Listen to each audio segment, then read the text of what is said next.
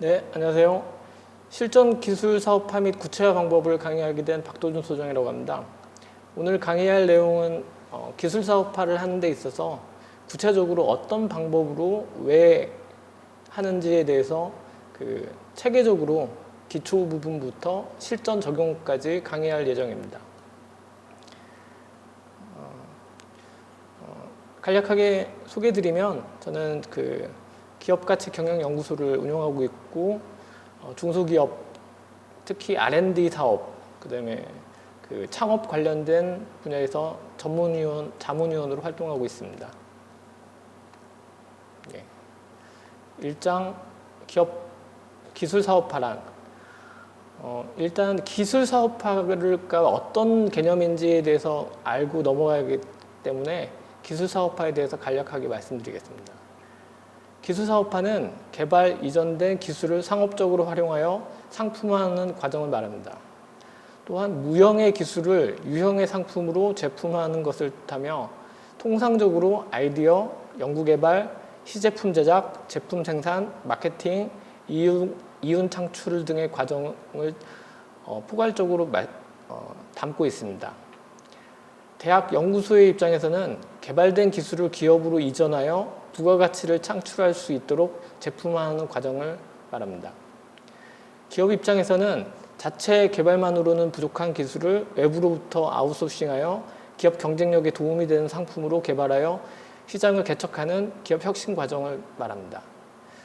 그래서 기술 사업화는 신규 기술을 가지고 창업화해서 사업화하는 거, 그리고 기존 기업이 가지고 있는 기술을 가지고 고도화하는 거, 크게 두 가지로 나눠지거든요. 여기서는 기술 창업 부분이기 때문에 기술을 개발해서 상품화하는 거, 사업화하는 거에 중점을 두고 설명을 드리도록 하겠습니다.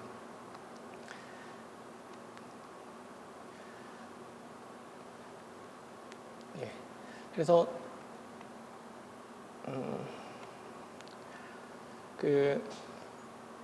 표에 보시면 이거는 글로벌 자율주행 특허 보유 상위 10개 기업에 대해서 나타내고 있는데 이거를 표시한 이유는 최근 정부에서 지원하고 있는 사업 중에 빅3 사업이라고 있습니다. 아시는 분은 아시겠지만 빅3 사업은 바이오 산업, 자동차 산업, 반도체 산업 이 세 가지를 빅3 산업이라고 하는데 최근 정부에서 전략적으로 밀고 있는 산업 분야 중 하나거든요.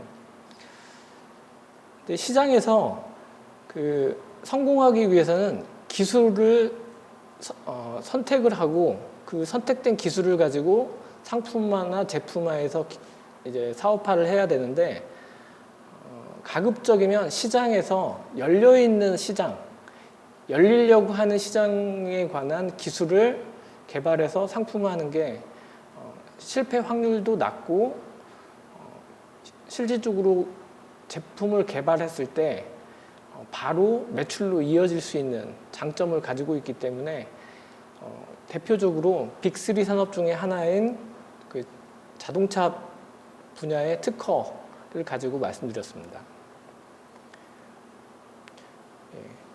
특허정보넷이라는 사이트가 있는데 이거는 우리나라뿐만 아니라 해외에 있는 특허 정보를 이 사이트에 들어가서 검색이나 자기 특허, 우회 특허라든지 신규 특허 낼 때 참고할 수 있는 특허 정보를 조회하고 탐색해서 활용하기에 아주 정리가 잘 된 사이트라서 참고로 기재해 놨습니다. 활용하시면 많은 도움이 될 것 같습니다.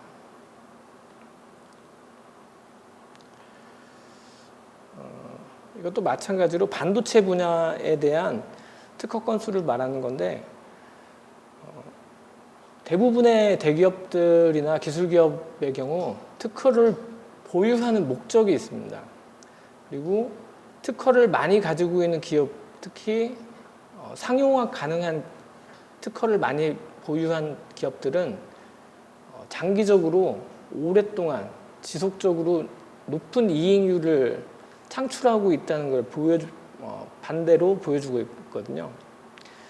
그래서 대표적인 IBM이나 애플, 구글, MS 등이 무선 통신 네트워크 및 화상통신 분야에 공통적으로 집중하고 있는 모습을 보이고 있는데 이런 것들은 그 미래 산업, 앞으로 시장이 열릴 거를 염두에 두고 대규모 자금을 투입해서 하는 분야이기 때문에 큰 기업들이 더 유리한 측면이 있고, 작은 기업들, 이제 시작하려고 기술 창업을 시도하는 기업들은 그 중에서 대기업이 들어가지 않는 틈새 기술을 위주로 접근을 하는 게 유리할 것으로 보입니다. 그리고 이거는 AI 특허군 출원 상위 20개 기업인데, 이거는 그 4차 산업 관련된 4차 산업과 관련돼서 자동화, 인공지능, 그다음에 로봇, 이런 자율주행 주행 자동차, 이런 게 4차 산업의 핵심 분야인데, 이렇게 시장이 이제 열리는 시장에 대해서 접근을 하면 해당 아이템이 나중에 3년이나 5년 이내에 그 시장이 크게 성장하기 때문에 모험적으로 도전적으로 하는 기술 기업이라고 하면 이런 분야에서 좀 기회를 탐색하는 게 유리할 것으로 보입니다. 기술 사업화 프로세스 부분입니다. 이건 기술 사업화는 일단 그 공공이나 민간의 R&D 성과를 가지고 그 사업화 기술을 기획하고, 사업화 기술을 개발하고, 사업화 시제품을 제작하고, 성능 기능 점검 테스트를 통해서 사업화 제품을 생산하고 시장 진출해서 판매하는 거, 이런 단계를 거치게 됩니다. 그런데 그 초기 창업, 기술 창업 기업들이 어려워하는 부분이 이 사업 기술 기획, 사업화 기술을 개발하고 제품으로 만들기 이전 단계에 종합적인 기획 부분이 약합니다. 특히 거의 마지막 부분에 있는 시장 진출 판매, 이 분야를 염두에 두고 기술 개발이나 사업화 기술 기획을 해야 되는데, 이런 부분들을 간과하고 일단 만들고 나면 판매될 것이다 라고 막연한 기대를 가지고 진입하기 때문에 기술 사업화를 진행하다가 시행착오도 많이 걸리고 시간과 비용을 많이 낭비하는 요인으로 작용할 수 있습니다. 그래서 가급적이면 사업화 기술 기획 단계에서 전반적인 최종적으로 판매할 시장이나 내 고객들에 대해서 미리 탐색하고 그거를 염두에 둔 기술을 개발하는 게 제품화한 이후에 바로 매출을 빨리 발생시키고 크게 확장시킬 수 있는 준비 과정이라고 할 수 있습니다. 그래서 일반적으로 기술 창업을 하는 과정이 세부적으로 따지면 창업자 본인의 창업자 분석을 통해서 본인의 성향이나 특성, 능력, 이런 것들 파악하고 사업을 개시해야 됩니다. 나중에 사업을 하시면 아시겠지만 창업자는 많은 분야를 조금씩이라도 전부 경험할 수밖에 없고 알아야 되는 상황에 처해지거든요. 근데 본인의 능력이나 자기의 성향, 이런 거를 제대로 파악하지 않고 일단 창업한 이후에 그걸 하려고 하면 나중에 부족한 부분에서 항상 문제점이 발생하고, 그 문제로 인해서 그 기업은 어려움에 처할 수 있기 때문에 가급적이면 자기의 성향이나 능력에 대한, 조직에 대한, 인력 풀에 대한 역량 정도는 분석하고 거기에 맞는 사업 아이템과 사업 진행을 하는 게 유리할 거로 보입니다. 그리고 창업자 분석이 끝나면 사업 아이템을 탐색하고 또 거기서 관련된 지적재산권을 확보하고 시장 및 자원을 검토해서 사업 아이템을 선정하고 사업 아이템에 대한 사업 타당성 분석을 통해서 창업이 이루어지고 창업 이후에 해당 아이디어를 상품화, 제품화해서 판매하는 이런 단계로 진행이 됩니다. 여기서 여러분들한테 질문을 드리고 싶은 부분이 있는데 왜 기술 창업을 할까요? 기술 창업을 하는 목적을 물어보면 대부분의 사람들이 구체적이지가 않습니다. 그리고 명확하거나 분명한 방향성을, 그러니까 분명한 이유를 제공하지 않습니다. 그런데 기술 창업의 목적은 아주 단순합니다. 그거는 돈을 벌기 위해서입니다. 돈을 벌기 위해서 기술 창업을 하는 거고, 돈을 더 많이 벌기 위해서 많은 자본이 들어가거나 리스크가 높은 분야에 투자를 해서 제품이나 상품을 만들려고 하는 겁니다.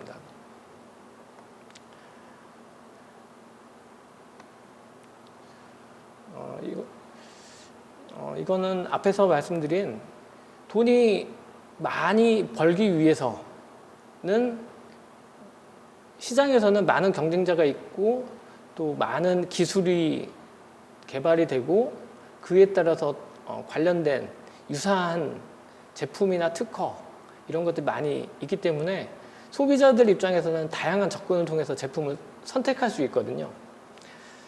그런데 대부분의 제품이나 기술 제품들을 보면 공통적인 성향을 보이는데 대부분 리스크가 큰 거는 그만큼 가격이 높습니다.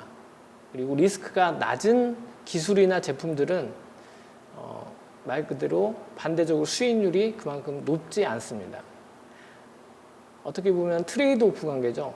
리스크가 높으면 수익이 높고 리스크가 낮으면 수익도 낮은 거죠. 그래서 간단한 예시로 했는데 그거를 단적으로 보여주는 내용이거든요.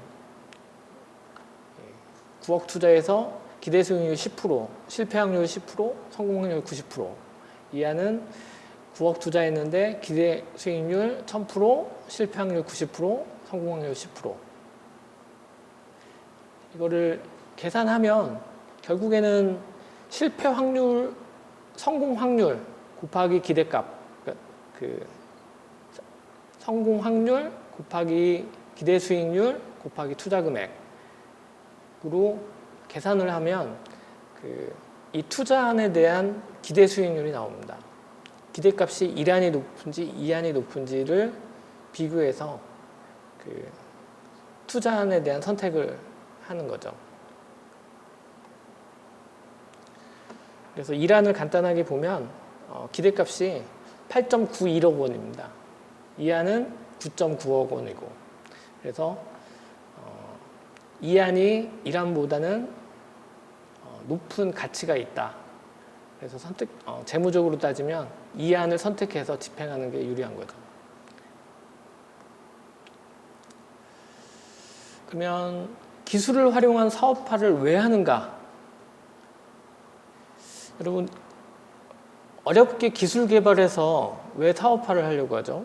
그냥 있는 기술이나 있는 상품, 제품을 팔아서 이익을 창출할 수도 있는데 굳이 어려운 기술 개발 과정을 통해서 사업화를 하려는 이유가 뭘까요?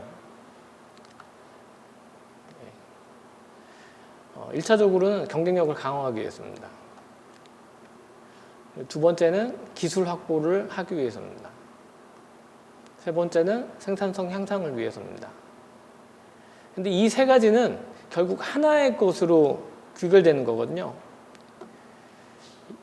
사업이 오랫동안 지속적으로 경쟁자의 위협에서 벗어나면서 어느 정도 위협을 덜 느끼면서 사업을 하기 위해서 기술을 가지고 사업화를 하는 겁니다. 왜냐하면 기술이 진입 장벽의 역할을 해서 경쟁자의 진입을 어느 정도 막아주거든요. 그래서 원천 기술이라든지 우회 특허가 어려운 기술을 확보하고 있으면 장기간에 걸쳐서 신규 경쟁자의 시장 진입을 막을 수 있는 거죠. 그러면 우리는 기술 사업화는 뭘로 할까요? 어떤 걸 가지고 기술 사업을 해야 될까요? 이거는 여러분이 요즘에 많이 쓰고 있는 거죠. 비접촉식 온도계. 근데 이거는 원리는 아주 간단합니다. 예. 그런데 이게 그 시장 환경의 변화에 따라서 아주 급격한 판매량, 그 다음에 수요가 폭발적으로 늘어난 아이템이거든요. 근데 이 아이템을 만든 사람은 기본적인 원리나 그 원리를 가지고 그동안 접촉식으로 측정됐던 온도 측정 방법을 보다 소비자들이 편하게, 간편하게 할 목적으로 이걸 개발을 했고, 이게 시대 외부 환경 변화에 맞춰서 성공한 케이스죠. 근데 결국에는 어떻게 보면 이건 어려운 기술은 아니거든요. 그런데 이거를 생각한 이유, 기술을 개발한 이유, 이게 결국에는 소비자의 불편이나 원하는 방향의 제품이기 때문에 이게 상황에 맞았을 때 폭발적으로 시장이 팽창되고 수요가 급격하게 늘어난 거거든요. 여러분들이 개발해야 되는 기술은 어려운 기술, 아주 심오한 기술 이런 거는 보다도 오히려 사업화에 적합한 기술, 특히 이런 간단한 비접촉식 온도계에 있는 같이 단순하지만 사람들의 불편한 거, 그 다음에 시장이 원하는 기술을 기반으로 한 제품을 만들었을 때 성공 가능성이 높아집니다. 그러면 기술 사업화는 어떻게 할까요? 이건 방법적인 거를 물어보는 건데, 기술 사업화를 하는 방법이 요즘에는 많이 체계적으로 정립되고 논리적으로 설명 가능하게 짜여졌기 때문에 그 방법들을 활용하시면 됩니다. 이거는 비즈니스 모델 캔버스 9블록을 나타내는 건데, 비즈니스에 대한 개략적인 지도라고 보시면 됩니다. 구체화하기 이전에 내가 하고자 하는 비즈니스에 대해서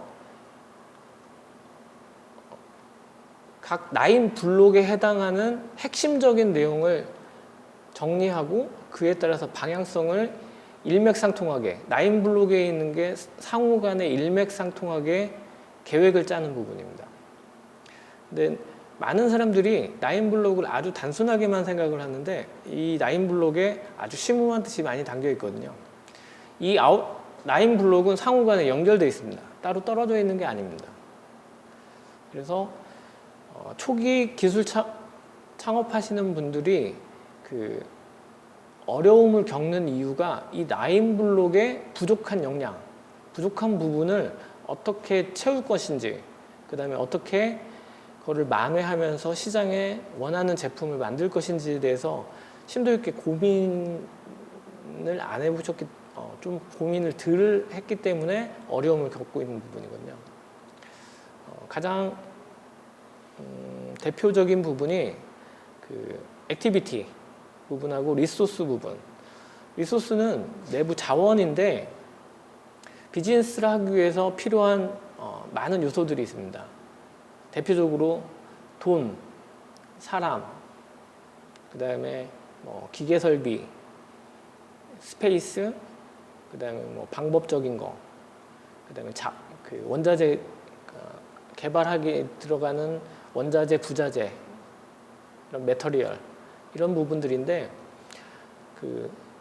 처음에 사업을 구상하고 계획할 때 밑에 있는 코스트 스트럭처 이거를 계산해서 내가 이 사업을 하기 위해서 필요한 총 자금 규모가 어느 정도인지, 사람이 몇 명이 필요할 건지, 활동 개발 기간이 6개월인지 1년인지 2년인지 이런 거를 구체화하면서 비용에 대한 자금 규모가 나오고 그거에 대해서 어떻게 조달할 건지, 그다음에 내가 갖고 있는 역량을 그 기간대 어떻게 맞춰서 할 건지, 그리고 그게 만들어지면 대표적으로 핵심적으로 정한, 그러니까 시장 세분화에 따른 타겟 시장, 고객한테 어떻게 팔 건지, 그 사람들이 누군지, 이거를 전체적으로 일맥상통하게 연결을 했을 때 이 사업의 성공 가능성도 높고 개발 기간에 발생한 리스크도 관리할 수 있는 부분이거든요. 근데 실질적으로 그 기술 창업을 하신 분들이 이런 부분들에서 상호 간의 연계가 부족하거나 혹은 그 부분에 대해서 부족한 부분을 깨우치지 못하고 사업을 진행하면서 그런 어려움들이 그 표면으로 도출되었을 때 그거를 해결할 수 있는 능력이 다소 떨어지기 때문에 어려움을 겪게 되는 겁니다. 세부적인 내용은 비즈니스 모델 캔버스를 검색하셔서 그거에 대한 내용들을 참조하시고 이거에 대한 또 구체적인 또 후속으로 사업계획서 작성, 이런 부분들이 있거든요. 그런 사업계획서를 구체화해서 실행계획으로 연결했을 때 의미를 가지게 됩니다. 이거는 신사업에 대한 기술 로드맵을 대표적으로 큰 국지에 있는 사업들을 표현한 건데, 지금 최근에 이제 그 사업화가 진행되고 시장이 열리는 산업 분야이기 때문에 참고하시면 될 것 같습니다.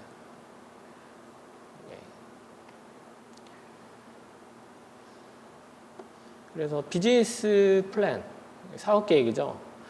비즈니스 모델을 구체화하는 게 비즈니스 플랜, 사업 계획서인데, 사업 계획서의 구성 요소는 그게 8가지로 구성됩니다.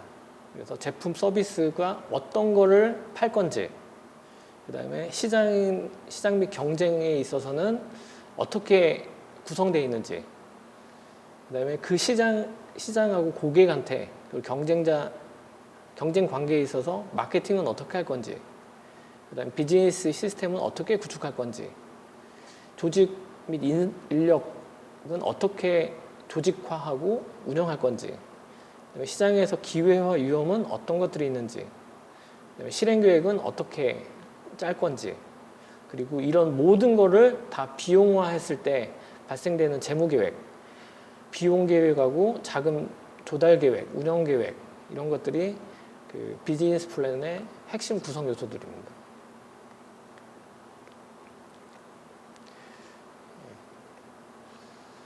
그래서 지금까지 얘기한 것들의 핵심 내용을 정리하면 기술 사업화는 비즈니스 아이디어를 구체화하고 명확화해야 됩니다. 그리고 제품, 서비스가 고객에게 주는 그 가치, 밸류를 콕 집어서 한 가지만이라도 명확하게 해결할 수 있는 기술과 제품이라고 하면 성공 가능성이 있기 때문에 이 부분을 중요하게 염두에 둬야 합니다. 그리고 그 제품이나 기술이 시장의 규모나 성장 속도가 신규 사업 같은 경우에는 시장 성장률이 한 10% 이상 되면 아주 좋은 아이템이거든요. 그런 시장 규모가 그 줄어드는 시장인지 커지는 시장인지, 그리고 성장 속도가 어느 정도인지를 보고 들어가는 게 그 중요하기 때문에 핵심 내용 4가지 중에 하나로 들어갔습니다.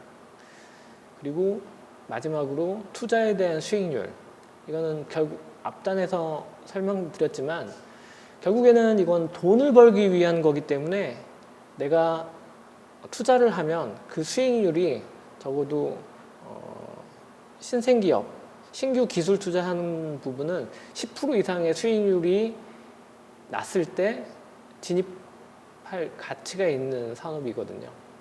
그래서 가급적이면 그 수익률이 비교해서 유리한 아이템으로 진입하는 게 기술 사업화의 성공 요인이 아닐까 해서 집어넣습니다. 이거는 그 사업할 때 그 시장이 열리는 과정을 나타내는 그래프입니다. 초기에 기술 생성되고 제품화하는 단계, 창업 단계까지는 시장이 아주 크게 성장하지 못하고 서서히 성장하게 됩니다. 그래서 기업 입장에서는 그 데스밸리라고 해서 죽음의 계곡 두 단계를 거치게 됩니다. 그래서 두 단계가 사업 초기, 창업 초기 단계하고 그 다음에 사업화에서 진행단에서 시장이 열리기 전에 있는 단계, 이 두 단계의 그러니까 부도율이 높다는 얘기거든요. 이 두 단계를 거치게 되는데 큰 기술일수록 이 두 단계를 많이 거치게 됩니다. 자금이 많이 들고 리스크가 커지기 때문에. 그래서 대학 연구소 기술 이거를 기반으로 한 창업 기업들이 초기에 사업화율이 30% 내외고 창업률은 3.5%밖에 안 됩니다. 그리고 어느 정도 시장에서 제품이 이제 시장이 확대되면서 판매량이 느는 단계에서 그 창업하는 제조업 부분이나 서비스업 부분은 그 창업 실패율이 37%, 서비스업은 54%. 상당히 높은 편이죠. 그래서 대부분의 기업들이 초기 기업들이 5년 이내에 생존하는율이 한 20%에서 30% 정도밖에 안 됩니다. 5년 이내에 그 문을 닫는다는 얘기거든요. 근데 그 실패 이유가 이 기술 개발을 실패하거나 혹은 자금 조달이 원활하지 않거나 판매 확보가 미흡하기 때문에 발생합니다. 근데 그 두 가지 원인, 기술 개발 실패하고 자금 조달 부족, 이게 그 반절이 넘는 그 52% 정도 되는데 결국에는 이게 내적 요인이거든요. 그리고 판매 확보 미흡은 내적 요인과 외적 요인이 결합해서 발생하는 부분인데 내적 요인을 반절이라고 봤을 때 내부 요인에 의한 실패가 한 60% 가까이 됩니다. 그러니까 비즈니스 모델하고 사업 계획서에서 이런 리스크를 사전에 체크하고 그걸 보완해서 제품화하지 않으면 그러니까 그 5년 이내에 실패 확률이 상당히 높아진다는 얘기거든요. 그래서 여러분들은 이 부분을 유의하셔서 그 비즈니스 모델과 사업 계획에서 이런 리스크를 제거할 필요가 있습니다. 그리고 대외 환경은 어떤가? 대부분의 기술 창업하시는 분들이 대내외 환경에 대해서 그 크게 신경을 쓰지 않거나 그거를 어떻게 하시는지 잘 모르시는 분들이 많이 있습니다. 그런데 사업은 말 그대로 외부 환경의 변화에 따라서 기업에 미친 영향이 갈수록 커지기 때문에 환경 분석은 그 요즘에 정형화되어 있는 패스트 분석이나 파이포스 어널리시스 같은 분석들을 활용해서 그 계략적으로라도 해서 그 사업 계획에 반영하고 비즈니스 모델에 활용하시면 상당 부분의 리스크가 제거되기 때문에 이런 걸 꼭 확인하실 필요가 있습니다. 그래서 대표적으로 산업 트렌드 분석을 하고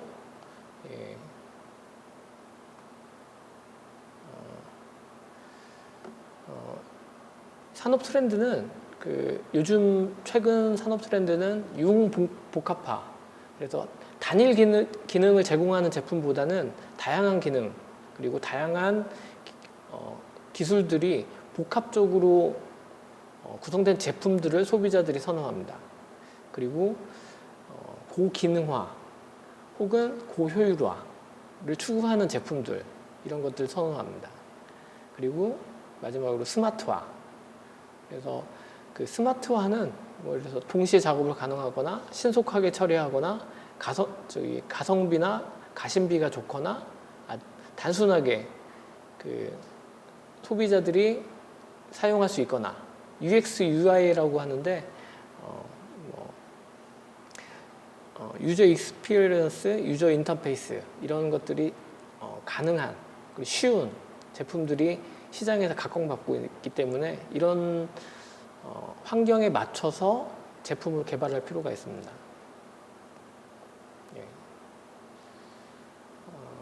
이거는 1990년대 복사기인데 예전에는 그 팩스 부분만 연결돼서 복사를 빨리 하는 기능을 하는 복사기가 대부분이었거든요. 하지만 2020년대 복사기는 거의 모든 기능을 다 합쳐지면서 더 빠르고 정확하게 사용자가 원하는 대로 출력이 가능하게, 그러면서도 예전보다 그 부피는 작게 만들어진 특징이 있습니다. 대표적으로 앞에 설명드렸던 그런 기능들을 모두 만족하는 제품이죠.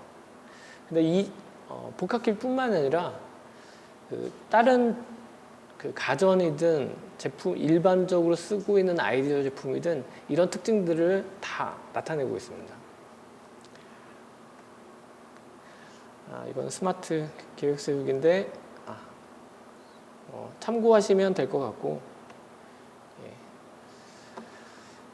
그리고 많은 부분에서 기술 창업 부분 하시는 분들이 아이디어를 어떻게 구체화할 건지 이거에 대해서 어려워하시는데, 아이디어를 구체화하는 여러 가지 방법들이 있는데 제가 제시한 방법들을 활용하시면 아이디어를 구체화하는 데 도움이 되실 겁니다.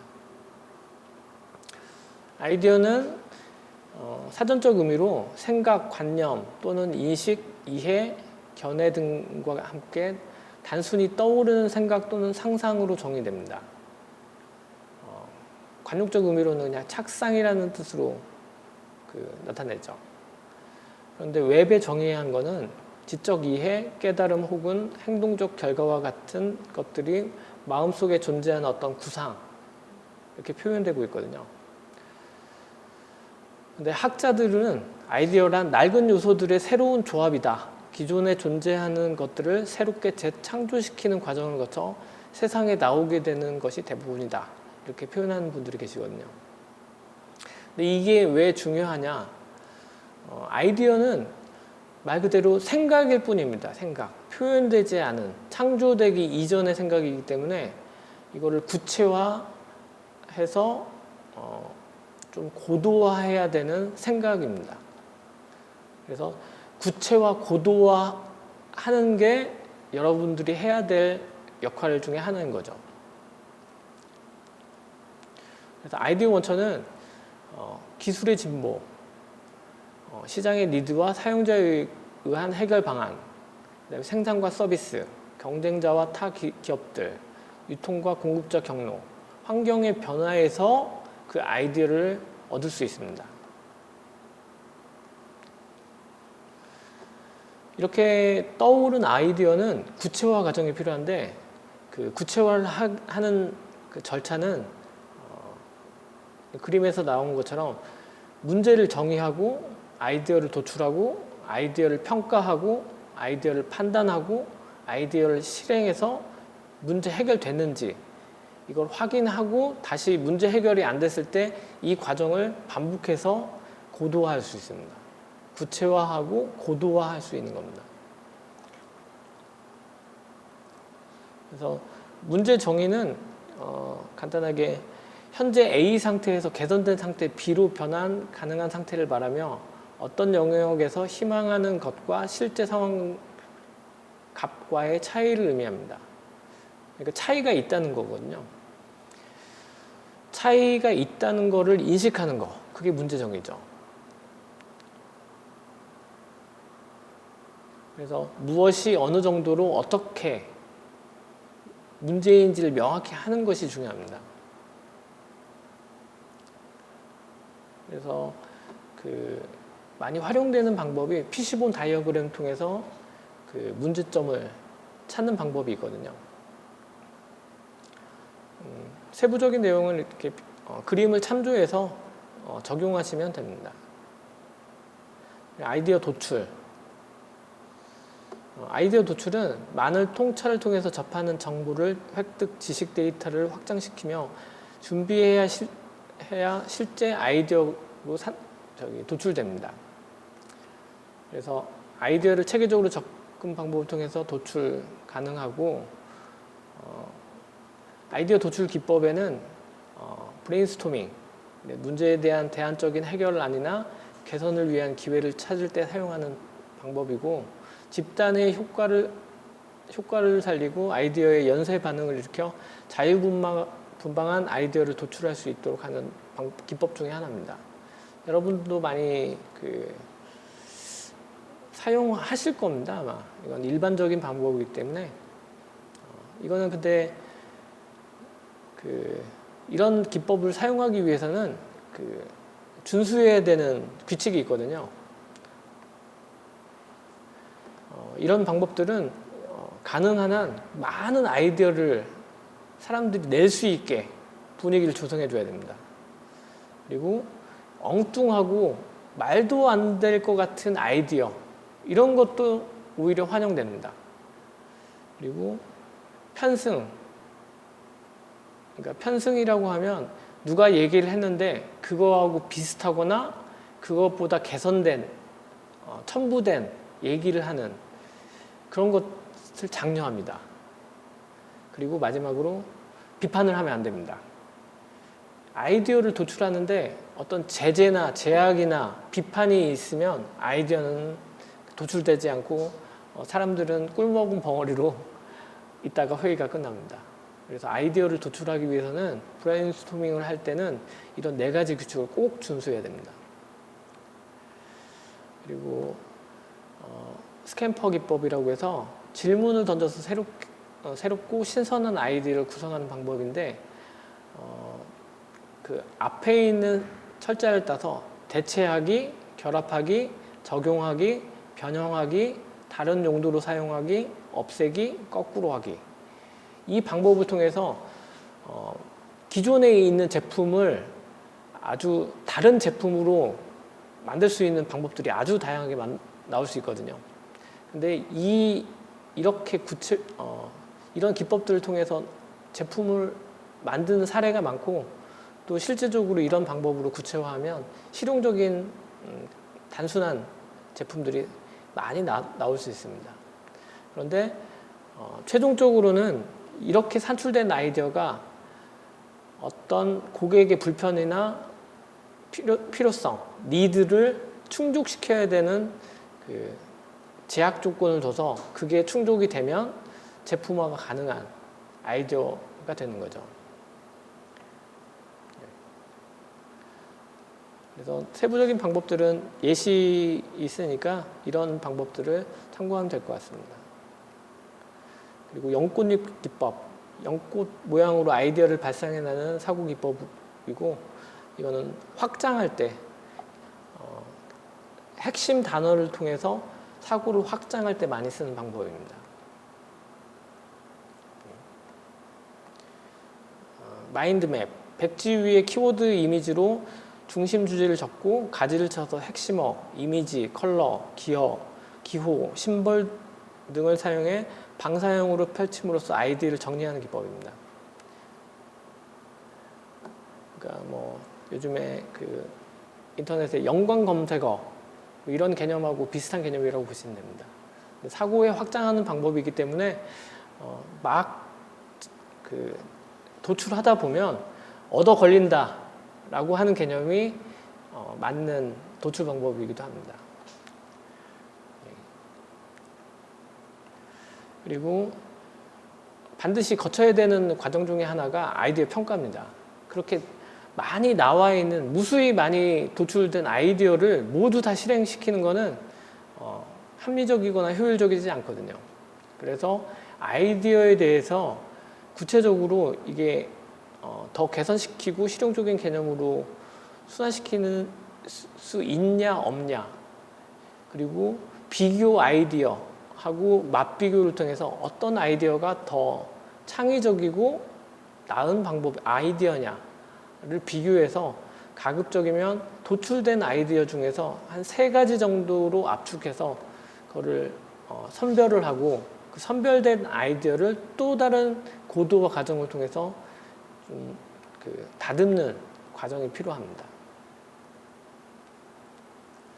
그래서 좀 더 나은 아이디어를 찾고 다소 엉뚱한 아이디어를 좀 더 실용적으로 만들고 좀 더 완벽한 해결 방법을 얻기 위해 아이디어를 종합하고 그리고 비판적인 판단을 유보함으로써 아이디어가 조금 더 고객이 원하는 제품 방향으로 간다는 과정으로 보시면 됩니다. 그 다음에 이렇게 선별된 아이디어는 고도화 과정을 거쳐서 판단 단계에 이릅니다. 그래서 아이디어 중에서 최상의 아이디어를 고르는 과정인데 이거는 문제 해결 방법을 결정하는 단계로서 판정 결과가 문제 해결의 질을 좌우합니다. 그래서 간단한 팁을 드리면 판단 기준을 정하고 판단 기준을 중요도에 따라 순서를 매깁니다. 그리고 가중순위 결정법을 이용해서 아이디어 순위를 매기고 최고 점수를 받은 아이디어의 단점을 보완하면 그게 그 아이디어를 도출하는 과정에서 가장 우수한 아이디어로 채택되는 겁니다. 그리고 아이디어 실행 단계.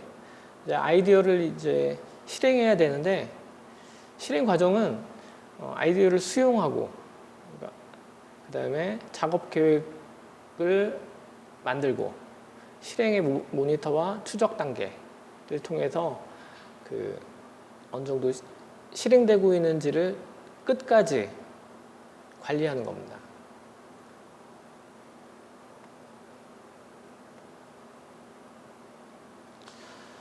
아이디어는 지속적으로 이제 관리를 해야 되는데 모든 아이디어를 시장에 판매한다는 건 불가능합니다. 몇 개의 아이디어를 선별해서 설계 과정, 전에 얘기했던 그런 관리 과정을 통해서 끝까지 한 개의 아이디어를 가지고 최상의 아이디어를 구체화하는 데까지 관리를 해서 실행시킬 필요가 있습니다. 그래야지 그거에 대한 결과값이 시장에 먹히냐, 실패해서 다음 아이디어를 또 구체화해야 되냐 이런 판단의 기준 결정을 해야 되는 단계가 되기 때문에 일단 끝까지 가볼 필요가 있습니다. 그래서 끝까지 가기 위해서는 관리가 필요합니다. 기업이 빠지기 쉬운 함정 중에 하나는 아이디어만을 선발해서 대안적인 아이디어는 고려하지 않고 많은 자원들을 한 개의 아이디어에 투입하는 겁니다. 그래서 한 개의 아이디어에 모든 것을 집중하는 순간 계란은 한 바구니에 담지 마라 라는 말처럼 리스크가 커집니다. 특히 큰 기업일수록 그다음에 자원이 한정된 기업일수록 그 리스크는 커지기 때문에 모든 아이디어를 다 상품화할 수도 없지만 또 반대로 모든 자원을 한 아이디어에 집중해서도 안 됩니다. 그 중간 관리 과정, 관리 단계, 평가 과정을 통해서 그런 걸 선별해서 중간에 포기할 건 포기하고 그다음에 계속 해야 될 거는 계속 진행해서 그 자원이나 리스크를 관리할 필요가 있는 겁니다. 예. 기회 발견의 구체화. 기회는 시장이 어려울수록 기회는 많습니다. 중국 예전에 무협 소설이나 이런 걸 많이 봤을 때 거기에 와닿는 말이 난세의 영웅이 난다라는 말이 있거든요. 그러니까 난세라고 하면 어려운 상황에 영웅이 나올 수 있는 확률은 더 높아집니다. 사업에 있어서도 시장이 안 좋을 때 기회는 더 많이 찾아옵니다. 그래서 소비자의 구매 패턴, 시장 변화 이거를 주의 깊게 관찰하면 이런 기회의 요인을 찾을 수 있습니다. 그래서 기술의 발견, 인구의 변화, 생활 습관과 기회의 변화, 정부 규제의 변화, 자원의 발견 이런 게 큰 시장 변화를 일으키는 요인들 중에 하나들이거든요. 이런 요인들을 잘 보면 내가 가능한 진입할 수 있는 기회를 많이 찾을 수 있습니다.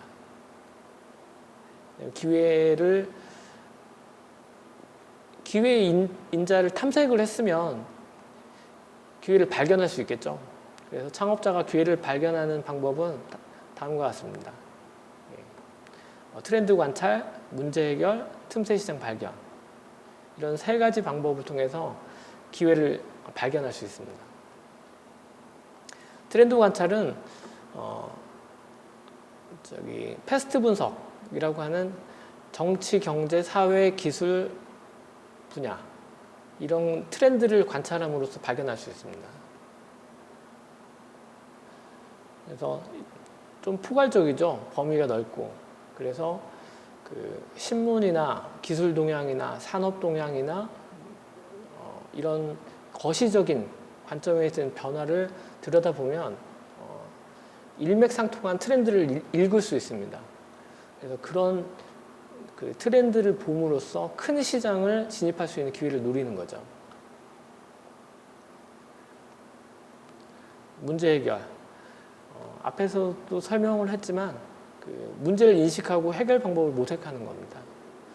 그래서 간단하게 팁을 보면 이건 일상에서 발생하는 불편함을 해소하고 비용의 발생을 최소화하고 사람을 게으르게 만드는 방법을 생각하고 감성적인 만족도를 높이는 방법을 찾는 게 곧 문제 해결 방법을 찾는 방법입니다. 틈새 시장 발견.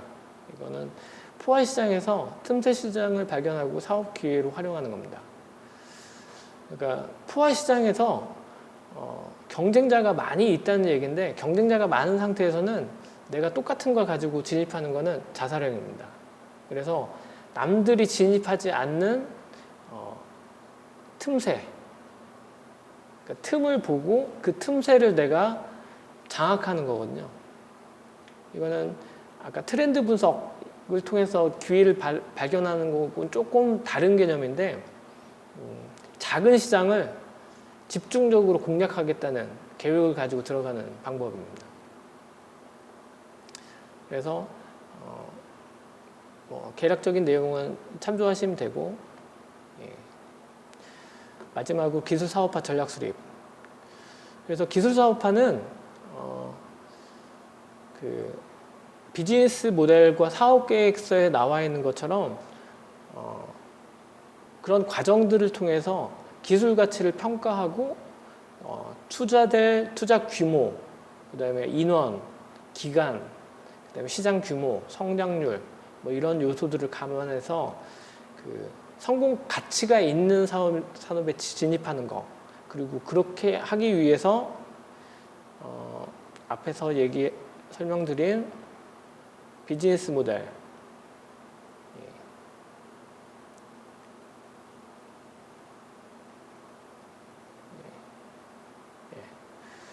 이 비즈니스 모델을 보다 구체적으로 정립하는 겁니다. 그리고 그걸 기반으로 해서 사업계획을 작성하고 사업계획에 그 실천 가능한 방법, 그리고 그게 가치 있다는 것을 증명하는 과정이라고 보시면 됩니다.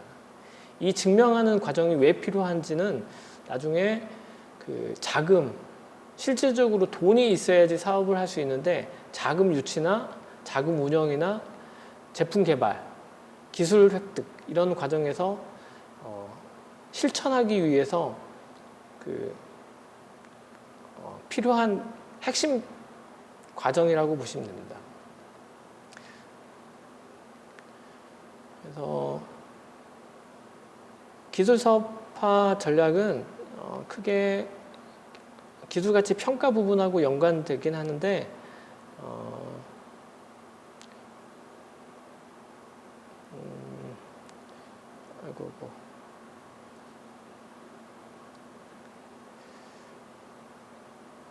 사업성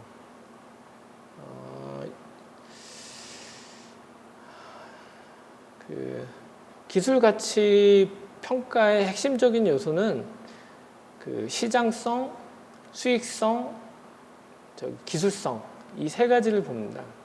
근데 그 시장성, 시장에서 얼마나 가치, 이게 많이 팔릴 수 있는지, 시장이 얼마나 큰지 이걸 보고, 그다음에 기술성, 그 시장에서 이 기술 가지고 제품을 만들 수 있을 건지, 그다음에 수익성, 그렇게 판매했을 때 수익이 크게 들어올 건지 적게 들어올 건지, 이거에 대한 그 사전 검토가 필요하고, 사전 검토가 비즈니스 모델 사업 계획서 부분이고, 그거를 실천하기 위한 전략이 기술 사업화 전략이라고 보시면 됩니다. 그래서 기술 가치 평가를 높게 받기 위해서는 앞에서 얘기한 비즈니스 모델과 사업 계획서의 그 부족한 부분을 가급적이면 보완을 해서 기술 가치가 높게 평가될 수 있도록 하는 게 기술 창업 기업이 해야 될 과제라고 보시면 될 겁니다. 예. 이상으로 강의를 마치도록 하겠습니다. 예. 네. 감사합니다.